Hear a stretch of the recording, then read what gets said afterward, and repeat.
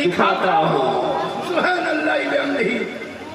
এই মোড়া রোয়ের ঘুষকিরা বলে গ্রাম আছে, যে ঘুষকিরার এক ভদ্রলোক নেভিতে চাকরি করতেন। আমার আব্বাকে একটা টেপ রেকর্ডার দিয়েছিলেন, সেটা আপনাদের বলে দিই। হিরু বলে একটা ছেলে আছে, ওর আব্বা যাই হোক বিদেশে তখন কোথাও থেকে ব্যবস্থা করে দিয়েছিলেন। ফ্ল্যাট মানে এখনকার টেপ রেকর্ডার লম্বা, তখন সিলেটের মতো ছিল। তো আমার গ্রামের তল্লাটে টেপ রেকর্ডার ছিল না, টেপ রেকর্ডার কেহ দেখেনি। তা আব্বাকে জিজ্ঞাসা করছে, হুজুর এটা কি? আব্বা বলছে এটা রেকর্ডার, হ্যাঁ টেপ রেকর্ডার, তোমরা যা বলবে এটার ভিতরে সব ঢুকে যাবে, কি নিজের আয়ত্ত করে নেবে। তো ওই গ্রামের যিনি মোড়ল ছিলেন তিনি বলছেন, আপনি বোকা পেয়েছেন আমাকে, এত বড় লোকটাকে ভরে নেবে? বলছে হ্যাঁ, আসরের যখন আজান দিবে তখন দেখাবো। আসরের আজান ক্যাপচার করা হলো, নামাজ হয়ে গেছে, কাউরির নতুন জিনিস তো কাউরির খেয়াল নাই। এসব টাইমে মনে পড়েছে যে পীর সাহেব বলেছিল এইরকম। তা দেখি বলে, হুজুর কই আপনি বাজান তো দেখি। তো বাজাচ্ছে তো আজান বেরোচ্ছে, বলছে তাই তো, কি করে ভরে নিল? আশ্চর্য। আজকে আশ্চর্যের কিছু আছে? বাচ্চাকে যদি মোবাইল দেন, আপনি জানেন না ফাংশন, কিন্তু আপনার বাচ্চা কোথা থেকে গেম বাহির করে বসে আছে। মাস্টার সুবহানাল্লাহ, এ আমার প্যারা আল্লাহ গানি। ওই রকম প্রথম আয়না উঠেছে, আয়না কেউ দেখেনি।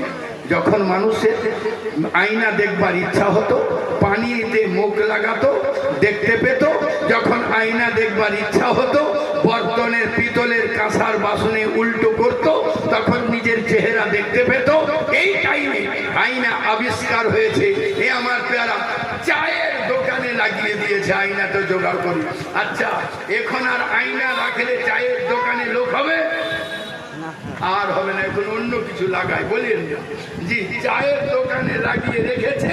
সুবহানাল্লাহ, এ আমার প্যারা সুবহানাল্লাহ। একজন হুব্বা হুব, তার পিতা পুত্র দেখতে ছিল, ওই রাস্তা দিয়ে যেতেই দেখছে আয়নাতে আর বাপ।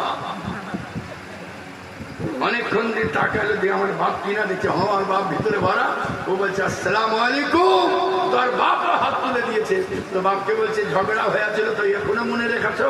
আমি ডান হাত তুললাম, তুমি বাঁ হাত তুলে দিলা,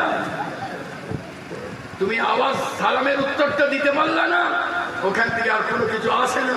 তো বলছে না উত্তর দিলাম, না উত্তর দিলাম, তোমাকে দেখতে পেলাম, আমার জান ঠান্ডা হয়ে গেছে। মরার পরে যে দেখা দিলাম, হ্যাঁ সুবহানাল্লাহ। প্রতিদিন আসে আয়নার সামনে কথা বলে আর বাড়ি চলে যায়, প্রতিদিন আসে আয়নার সামনে কথা বলে আর বাড়ি চলে যায়। এ আমার প্যারা দোকানদার বিরক্ত হয়ে একদিন বলছে যে চা তো একদিনও খেলো না, মাসের পর মাস এখানে বিরক্ত করতে আসো। তো ও বলতে আছে যে আচ্ছা চা খাও, তুমি খাও, তারপরে দেখছি। সুবহানাল্লাহ, এ আমার প্যারা যেমনই আয়না, আয়নাটাকে দিয়ে বুঝতে পেরেছে যে হ্যাঁ হ্যাঁ এই লোকটা এইরকম করতে আছে। একবার দরুদ পাক পড়ুন, আল্লাহ।